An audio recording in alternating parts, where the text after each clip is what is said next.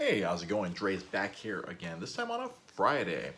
And I wanted to make a short video just because, well, I've been firing up a lot of older games right now here at work.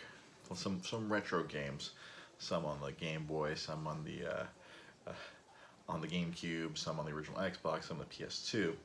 And I'm running into this weird quandary, which we'll probably expand upon on Monday night when we talk on the show. But a lot of older games, I feel like it's more nostalgia than anything. It's like we were okay with how some of these games played in the past, but to try to play them 5, 10, 15, 20 years later, it's rough. That certain games probably are exceptions to that rule, but the majority of these games, it's just I guess we put up with a lot of bullshit back in the day, like bad programming or bad controls or bad or I guess the AI was not as sophisticated as it is now.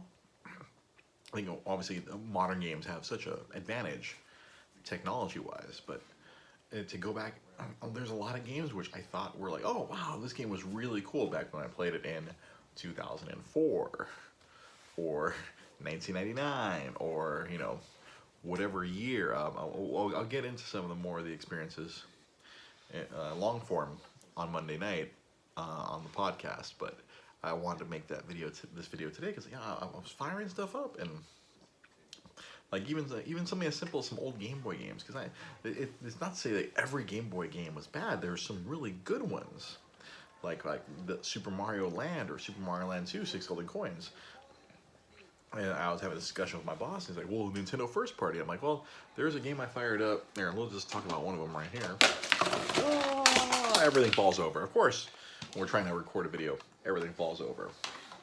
It was F1 Race, was it? Yeah, this is real great recording right now.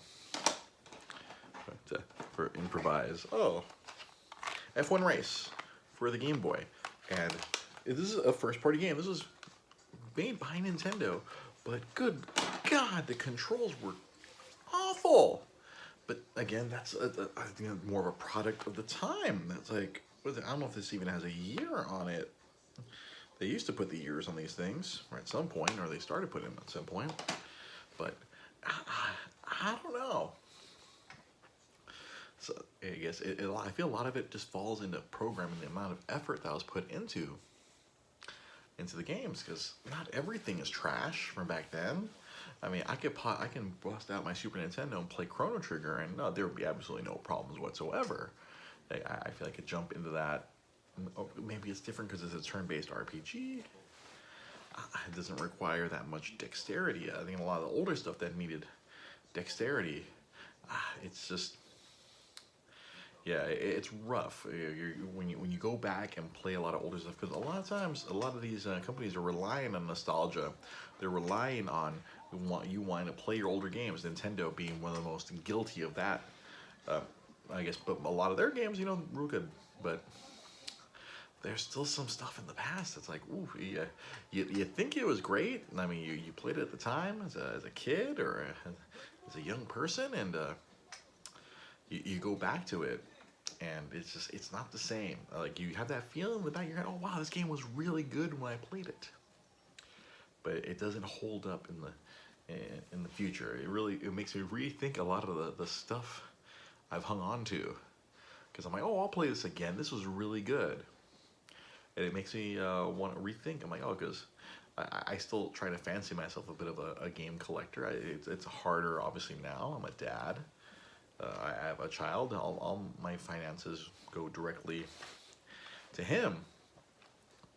But it's just it's tough to think about. We'll expand on Monday. Make sure to join us Monday night for the podcast, in the 8 o'clock hour, sometime at the 8 p.m. Pacific hour. That's the only promise we can ever make. That we'll be on at some point, depending on our young boy, however he cooperates with us.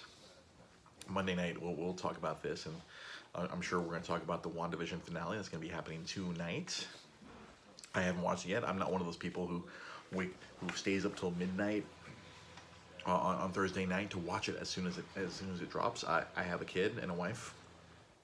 My wife doesn't want to watch it at midnight. She wants to be in bed well before then because we have a kid. We have to get him up early, get him to preschool. So we'll talk about that Monday night for sure. But make sure to follow us on.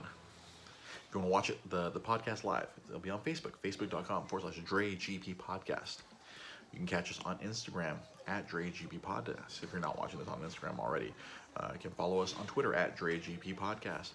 And on YouTube, if you're not watching it there, Dre's Geek Philosophy Podcast has all these videos. And there's going to be an announcement soon. I hope for you sharp-eyed people, there's going to be an announcement soon. If you're very sharp, if you've gotten to this point in the future and you're trying to figure out some stuff from these videos, especially these office videos, there's clues. Pay attention. What's happening? We'll catch you guys next time.